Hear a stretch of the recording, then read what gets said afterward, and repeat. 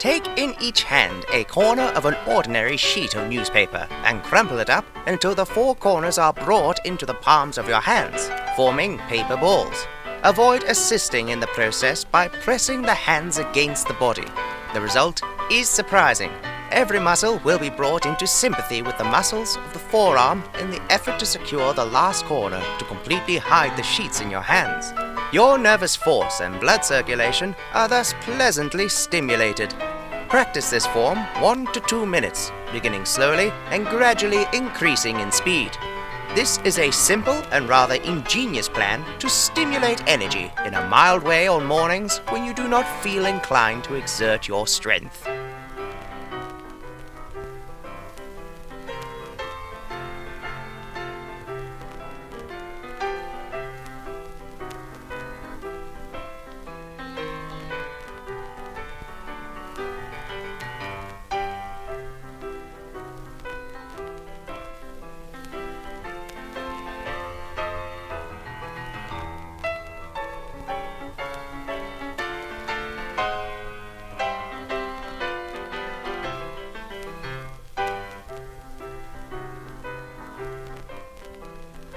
Use these paper balls by grasping them as tightly as you can, and then releasing the grip without opening the fingers entirely. Repeat this about 75 times a minute. This will ensure a powerful grip. Simple as this paper grip machine seems, it is superior in many ways to any manufactured device.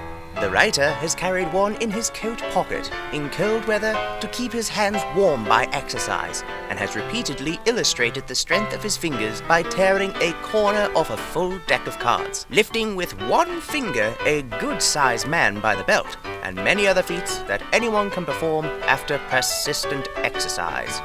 Do not fear, the exercise does not make the hands callous, nor enlarge or deform the joints. It massages the flesh covering the insides of the hands, including the thumb, and gives them beautiful outlines.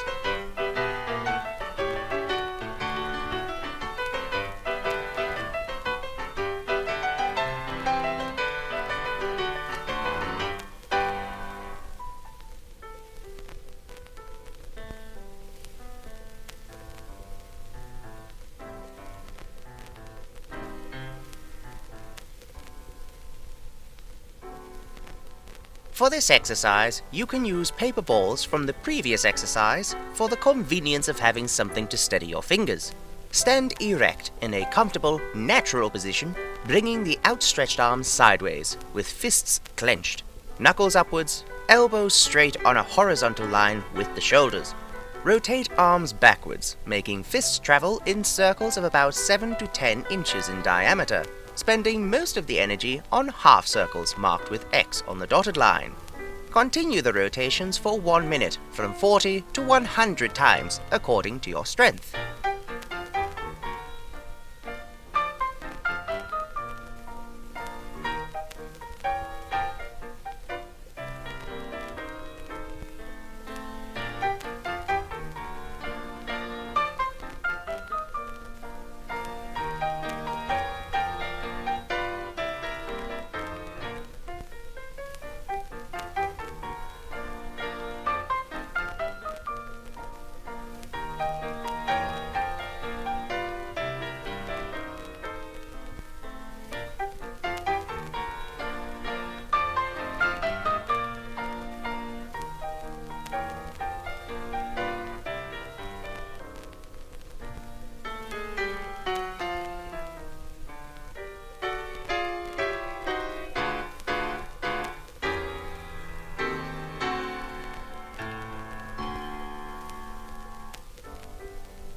Keep the outstretched arm at shoulder height. Incline trunk forward, knuckles downward.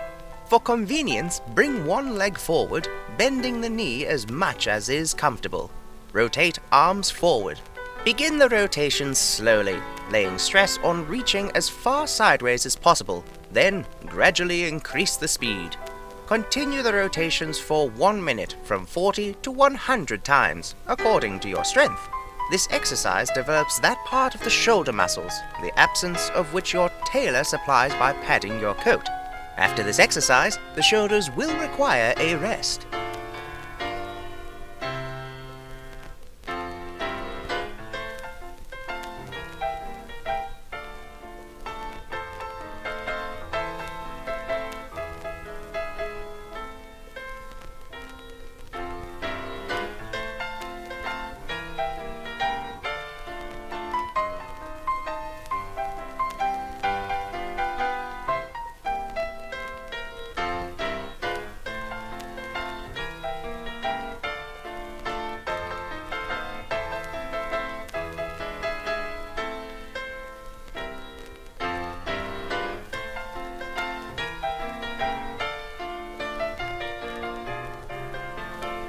This exercise should be taken barefooted or in stockings on a soft rug. Stand erect, feet together, toes pointing forwards. Without bending at the hips, raise heels and toes alternately from 8 to 15 times, according to your strength and the time at your disposal. Raise as high as you can. Avoid dropping the heels suddenly. If you have difficulty in keeping your balance, steady yourself by holding onto the back of a chair or to a doorknob.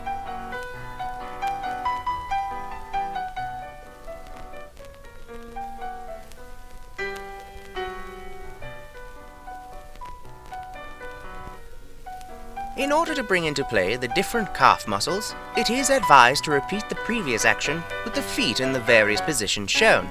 Place feet approximately 2 feet apart, toes facing forward, and repeat heel and toe raises 8 to 15 times.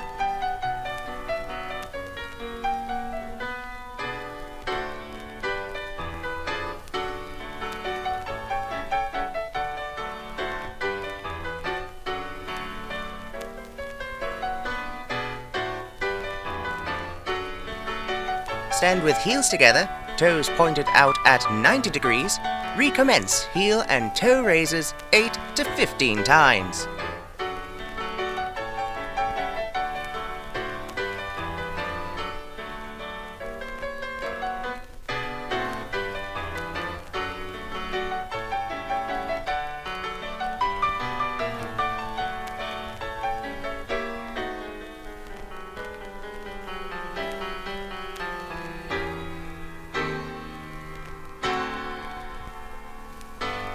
Stand with heels about 30 inches apart, toes pointed out at 90 degrees, again raising onto the toes and heels alternately, 8 to 15 times.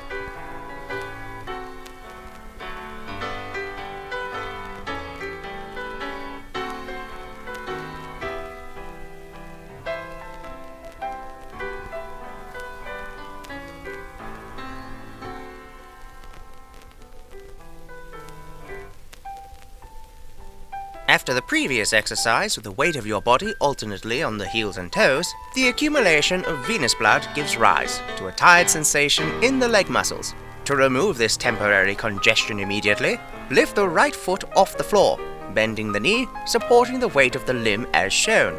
Move feet from ankles a few turns to the right and a few to the left, then up and down.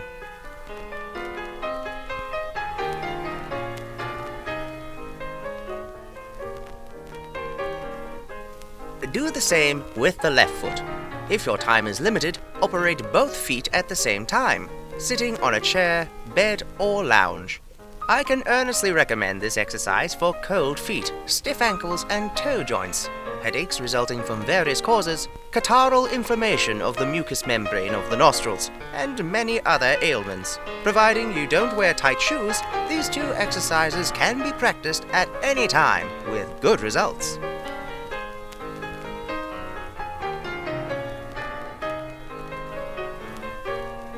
Try this exercise to cleanse the lungs of all impurities that may have accumulated during the night and increase the blood circulation. Take 2 or 3 deep breaths, entirely emptying the lungs, and then filling them to their fullest capacity.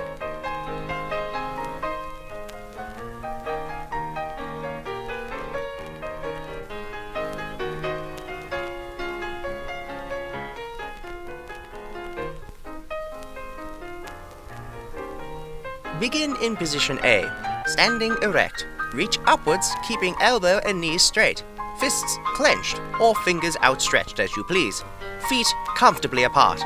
Lift chin up, but avoid leaning backwards.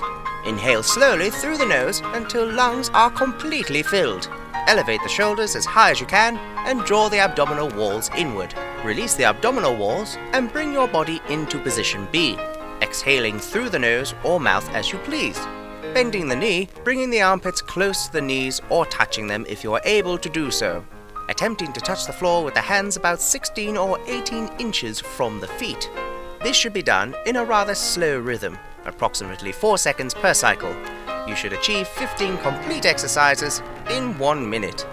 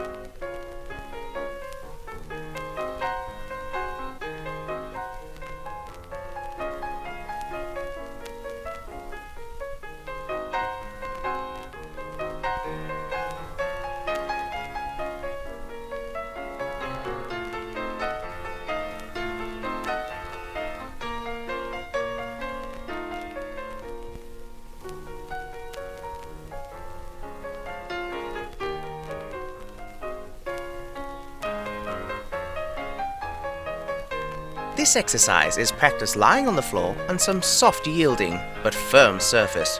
Lie on your back, legs bent, arms outstretched behind your head.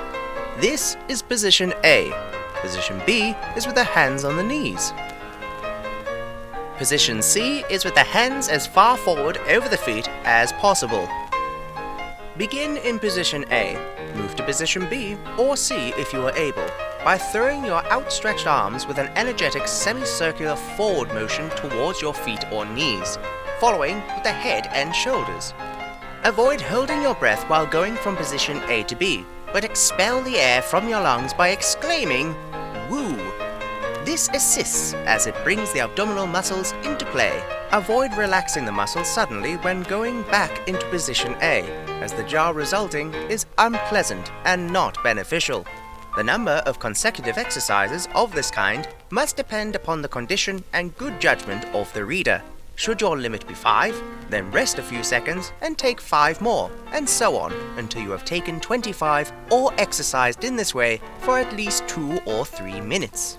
It may be found difficult to follow these instructions strictly at first because of a certain amount of stiffness in the knee, hips, spine, and shoulder joints, or weakness in the abdominal muscles, which are to be looked for in people of sedentary habits.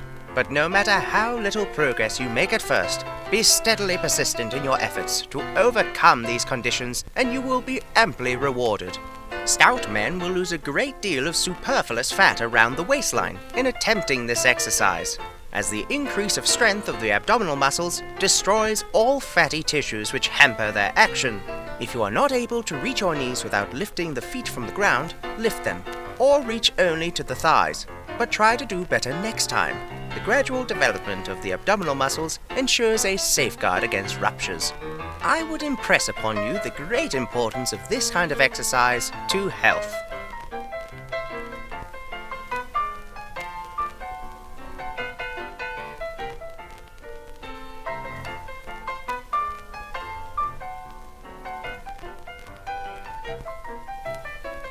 As the reverse of the previous exercise in which the abdominal muscles were chiefly involved and the spine strongly and repeatedly brought into a convex curve, take the following exercise for the back muscles and spine.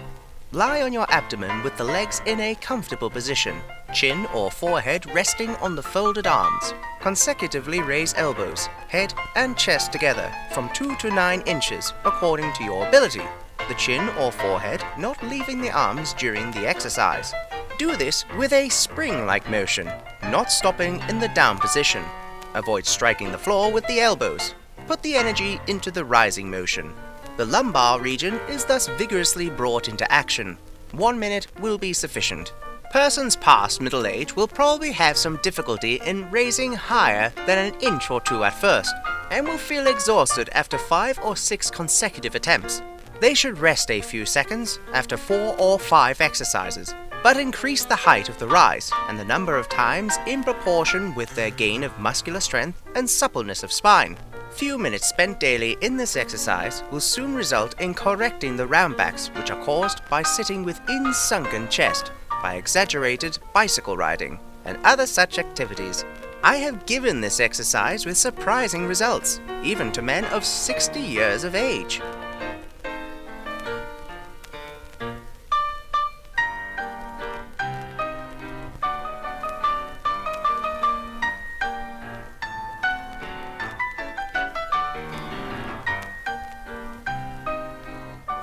This exercise is simple in execution. It's like a rocking chair in motion, the spine being the rocker. Start this exercise by sitting down, clasping the hands below the knees. Roll backwards onto the shoulders and, without stopping there, roll back into the sitting position without unclasping your hands or changing the convex curve of your spine. In other words, throw your body from the sitting position A into shoulder position B and back into A with an uninterrupted rolling motion. This should occupy about 3 seconds. Don't hold your breath, but breathe as naturally as possible. Repeat for 2 or 3 minutes, taking an occasional rest so that your breathing may become normal.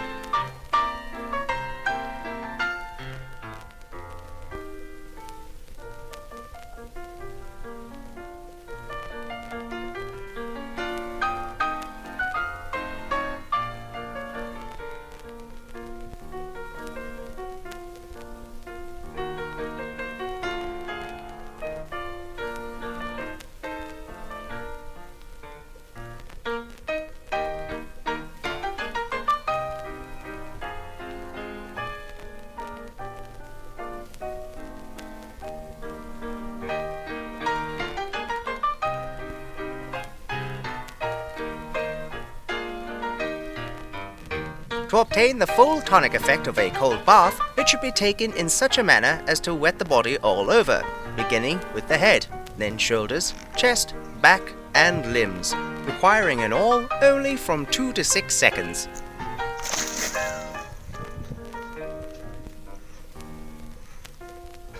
Those who think that cold water baths do not agree with them will probably change their opinion after a trial of this method.